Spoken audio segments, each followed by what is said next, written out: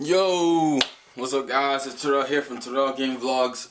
So this is kind of an update, kind of talking things I want to do with the channel because I've noticed, well actually just YouTube game in general have been slipping. Like for God's sakes, I think I went like almost a week without uploading a video on the main channel. Which is new for me because I usually always upload something like every 3 or 4 days. Part of that was just because I didn't record anything or I just haven't had the urge to record anything. But I'm trying to get back into a certain groove and trying to kind of catch up on a lot of things. But the first thing I want to talk about as far as this channel is concerned, I'm chilling out with the unboxings, and primarily because I feel like I'm relying on them too much. I feel like if you go back and look at like my last maybe 20 videos, I know at least half of them were unboxings. Why? Because they're like the quickest and easiest thing to do. I just grab something new that I just bought, I unwrap it, I talk about it for 10 minutes, and then I just upload the video.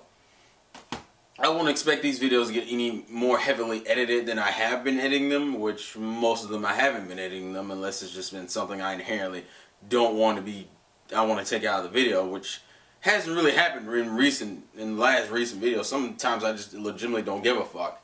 It's the vlog channel, so obviously not as much effort gets put into these videos versus the other channel. But the unboxing, I feel like, has become a safe zone for me, and I'm like, unless it's something big enough to justify an unboxing, because now I have like 3 criteria.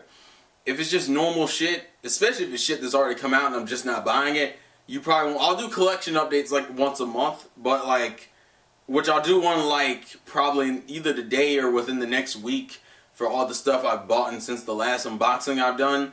And then I'll progress from there and just do like every month, so you won't get another collection update until December. If it's a special edition of something that may have been already released, like the Gurren Lagann Blu-rays, I'll do an unboxing of that because that's a premium. That's a premium product, all right. But if it's just something like, oh, they're releasing, what comes out soon that I'm getting? It's like, oh, the next Nisekoi box set comes out. Or, One Piece. Next One Piece box set. There's no reason to unbox a One Piece box set anymore. If there was anything new and different to justify it, I would do it. But there's no reason to do that, so I'm not going to bother. Same thing with video games. Granted, I haven't really done that many unboxing of video games anyway. Like, I have done a few, but not anything. Like, for example, I unboxed Bayonetta 2 on my main channel, but that was just more for the Operation Platinum kind of thing. Even though I bought Horror Warriors the month before, and I never even showed that off in a video. For me personally, I feel like unless it's like a special edition, like something that justifies an unboxing on this channel, you won't see it unless it's a collection update. And the main channel only gets it if it's something huge. Meaning Pokemon Omega Ruby, Alpha Sapphire is probably going to get unboxed on that channel. And probably Smash Brothers. So if you do want to see unboxing, and I bought the dual pack for that, which I'm surprised they're finally doing that. You know, I always figured the whole draw of having multiple versions of a game is to force you to buy 2 copies, even though most people didn't because they understood that there is no reason to own Ruby and Sapphire. Unless you're a Pokédex nut, which most people aren't anymore. Most people just play the game, and then you have the people who are into the metagame who really don't give a shit. Because most of the Pokemon they can just trade over with other people. But I bought the dual pack for it, so I'm curious to see how that's going to pan out. Curious if they'll do that for future Pokemon games from now on, where they'll offer each version individually, or they'll just give you the option to buy a dual pack. Even though the dual pack isn't any cheaper. Like the dual pack, and it's an Amazon Best Buy exclusive, by the way. It's not even like a normal thing. Dual pack is like, it's still $80, which is what it would cost to buy Ruby and Sapphire by themselves. Except I guess the tax isn't as daunting. I think that's always the only advantage of these dual packs or like these double packs nowadays. Is that it's still like the normal price of what it would be if you added them both together. It's just that the tax isn't killing you as hard. I think that's the only perk of it. But I already wanted both games anyway, so I knew I was getting both games regardless. So I just said, fuck it, let's get the dual pack. It's not going to kill me to own, because I'm still getting both games. So, and plus I'm curious to see how it looks anyway. I mean, they've never done a dual pack for a Pokemon game like this before. So I'm curious. But yeah, in terms of the channel, I'm going to try to do more vlog and, you know, conversational topics. Fuck you, phone. conversational topics. Like for example, one of my accomplishments in the last, actually a few days ago, all credit card bills are done. Are done, folks. No more fucking bills. Unfortunately, for those who don't have credit cards, here's something interesting you might want to know. If you're trying to build your credit, you want to have fines on your credit card bills.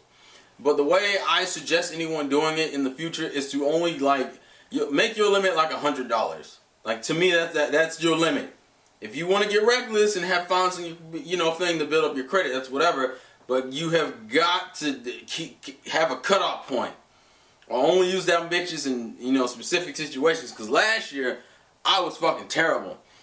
The bill I just paid off was for the Target credit card, which last year I was horrible. I think I bought, what did I buy? X and Y, fucking Rayman Legends, Super Mario 3D World, Sonic Lost World, Wonderful 101. I got unnecessarily ridiculous. I think it wasn't even an anime rush then. It was straight fucking it was straight gaming, and I just lost my shit. Which is why I stated in other videos like how I can't really see people playing all three consoles consistently, because to me it's hard as fuck to keep up with the Wii U and the 3DS. And that's me barely touching my PS3. That's me barely touching my PS3. That's why I'm not in a rush to get a PlayStation 4. I could get a PlayStation 4 literally today. I could go out there and buy that console. But I see no reason to do so, purely because there's nothing I inherently want to play, nor do I really have the time to play it. I don't even acknowledge the PS3 that often, so why in the fuck would I go and buy another goddamn console that I know I'm not going to be able to focus on? Mostly I know I'm not going to be getting online with that damn thing anyway, so that kills half of the interest for the PS4. Because there's nothing to play. The only two games I'm inherently interested in on the PlayStation 4, Batman, Kingdom Hearts 3. Kingdom Hearts 3 doesn't even have a release date, and Batman got pushed back until June of next year. So by the time it hits I'm 24, is when I'll probably play Batman anyway, so I got a while. I'll probably do what I did with the Wii U, which is get it in advance, but I'm hoping to God Sony at least has a good set of games that make me want to get it at that point. Because as of right now, as I said, there's only two games. Two games I give a shit about. I don't care about first-person shooters, so Destiny, The Order doesn't interest me, because that just reminds me. I think Heavy Rain is the closest cinematic experience on the PlayStation platform I've given a shit about, so yeah.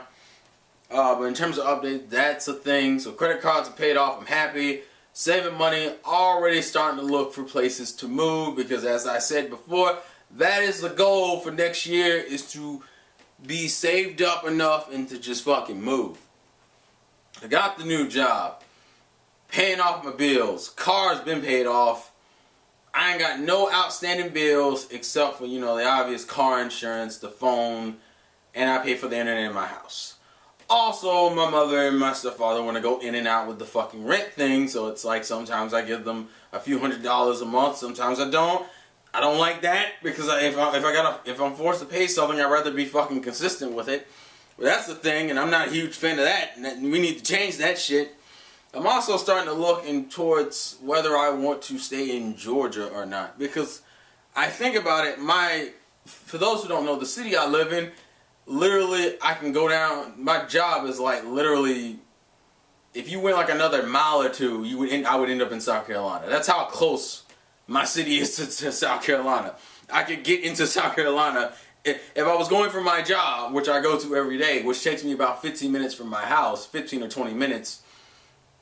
And then I went another maybe 5 or 10 minutes, I would be in South Carolina. So I'm like, well, if I live that close to South Carolina if my job is that close to South Carolina, maybe I should start looking into shit in South Carolina. And for those who don't know, South Carolina is cheaper than the city in Augusta that I live in. So, city in Augusta, oh fuck it.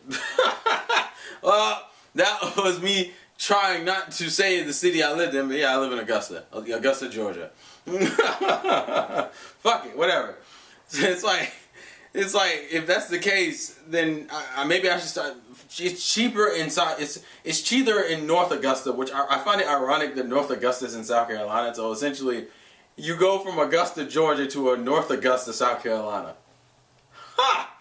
It's like North Dakota, South Dakota, because they're actually separated by states. Augusta is separated. Georgia is separated. Augusta is split into two sections: North Augusta and just normal Augusta. And Augusta, for some reason apparently encompasses Georgia and South Carolina, so that's a thing. But yeah, I might start looking for places in South Carolina just to see, because from what I've seen, it's cheaper over there. Like almost everything is cheaper over there. I'm like, and it's not like the apartments in Augusta are like overly expensive, but they're not fucking. What's the one I'm looking for? They are not the optimal places to live. Okay, they're, to me, killing out a check's worth of income I get every 2 weeks is not the most appealing thing for rent. Like, I'd rather my rent do at least kill out like maybe half or a little bit more than half of my first check, and then I can use the rest of that check for like food and bills and shit, and then that second check can be a mixture of like extra shit and like chill out money. That's always been my goal, to have a job in which I don't feel like I'm getting financially burned. And I know once I make that jump to living into an apartment or a mini house or whatever, or a studio apartment, whatever, you got to keep up that lit lifestyle in terms of the job you have. Like right now, I could technically afford to have no job and live in my parents' house because it's my parents' house. But realistically, that's not how that works. So that's my goal for next year, is to finally, I got the job, the bills are paid off, the car's paid off, I don't owe shit. The goal now is the fucking apartment. And then we will move from there. So that's something running in my mind. I feel like I'm making progress slowly but surely. Other updates, as I said, I have Bayonetta 2. I beat that Friday night, I beat that Saturday morning. I stayed up like all night. Bayonetta 2, I'll probably make a video dedicated to it, probably on this channel actually, because the main channel I already got a nostalgia rush. A lot of people have been like, you dropped out nostalgia rush for a while. That's coming back. I got a couple of societal discussions ready to be recorded. The main channel's good. So, ironically, another side note, my Nisekoi review is no longer under copyright infringement. The Crunchyroll top 5 is, though, because that's TV Tokyo. Interesting fact: if those who are curious about Mailberries, if your shit's been claimed by Mailberries, that's a kind of partner company with the anime industry companies in Europe, in Europe.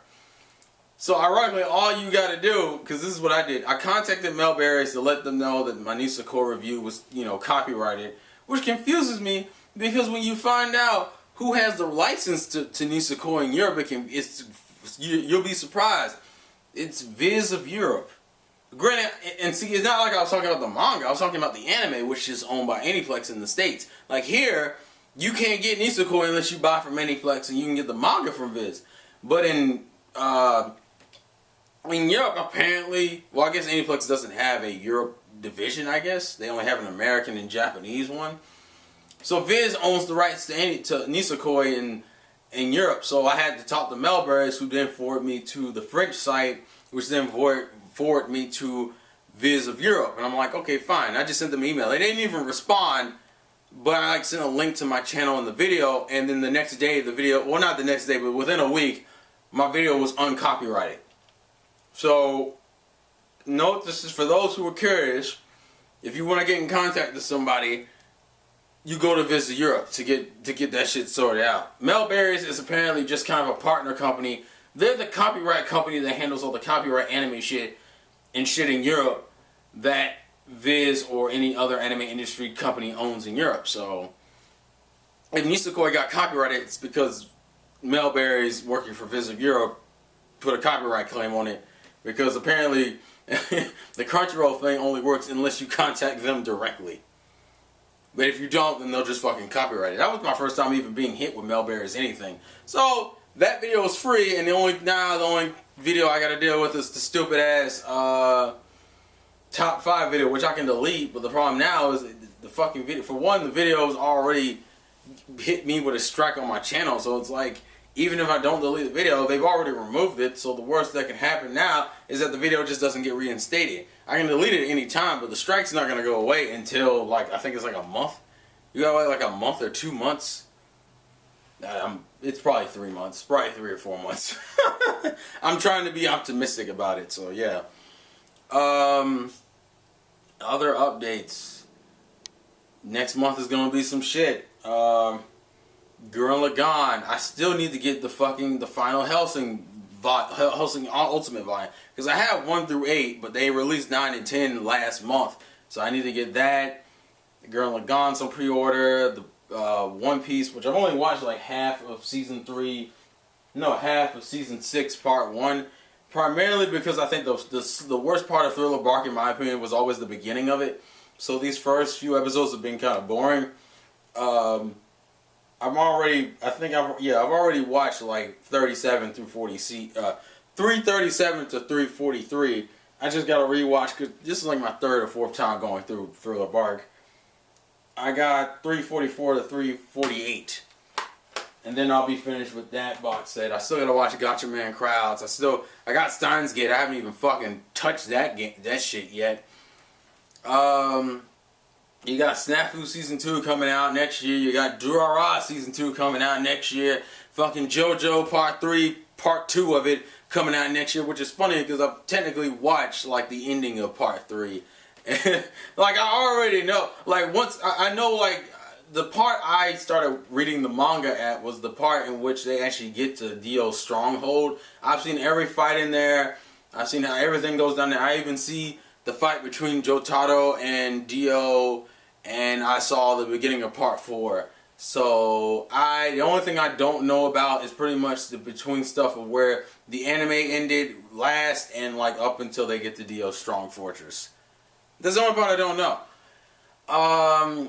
Anime wise, I guess if I was gonna go that far into it, it'd be an anime chat. But just in terms of general updates, that's mainly what I'm doing.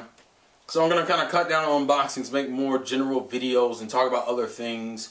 I might start doing Sonic Boom episode reviews on here, depending on how the first episode goes, which comes out next Saturday, I think.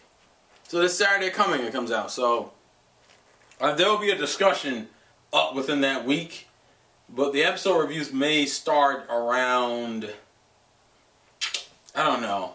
I might do episode reviews. Depends on how I feel about the first episode. So yeah. And Smash Brothers stuff. That's gonna take up the rest. I already got that day taken off. Hopefully there's a midnight release at my GameStop. If not, I'm gonna be mad as fuck. Today, I'm just catching up on some anime. I still need to watch World Trigger. I still need to watch One Piece. One Piece is hard to be consistent with because the anime has been so fucking slow. But I've still been consistently watching it. I got the other seasonal stuff, but none of the new episodes have come out, like Denki Guy, and they don't come out until Thursdays. When Supernatural Battles became commonplace, that doesn't come out until tomorrow. So yeah, that's just some general updates. So expect less unboxings unless it's like a special edition or it's a really important series. And expect more general vlogs. So if you have anything you want me to inherently talk about on this channel, let me know! Anyways, this has been the Vlogs Again from your boy Terrell, and I'll catch you guys later. Peace!